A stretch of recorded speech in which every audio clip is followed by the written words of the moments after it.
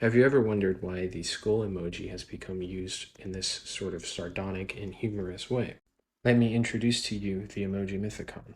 The gods and emojis use the same archetypal emotional language characterizing situations described by the I Ching hexagram and the human face. These skull emojis are the same archetype as Hades, and this is the caricature of that emotional type.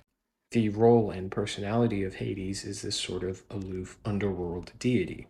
And we can see that the skull emojis are used to point out the aloofness of a situation. And the human face is a logic system, and so this face characterizes the same emoji, which is the same depiction as the god Hades. Let me give you a zoomed out one so you can see that it is the ninth hexagram. Here's Hades, the depiction, the caricature, and the emoji. You could say that they are all equivalent archetypes of one another. Here is the 30th hexagram, Radiance. Here is Prometheus, who stole the fire from the gods and gave it to the humans.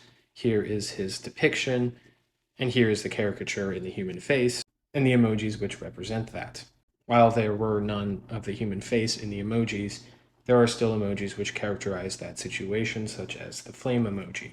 Prometheus is also a god of crafting, and so we see the fire emoji used in a lot of reactions to things like music.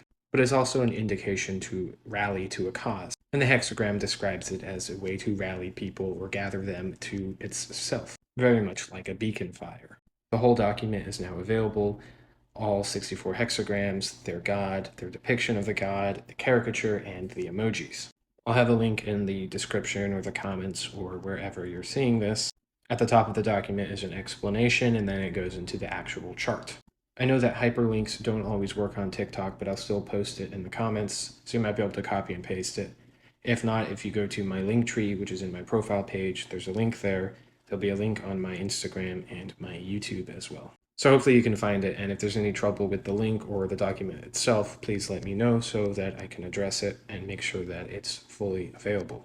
I'll show you another one while you guys are here. This is the 57th hexagram, the gentle wind, which is kind of like a subtle influence. The god it characterizes is Loki, the Norse trickster god.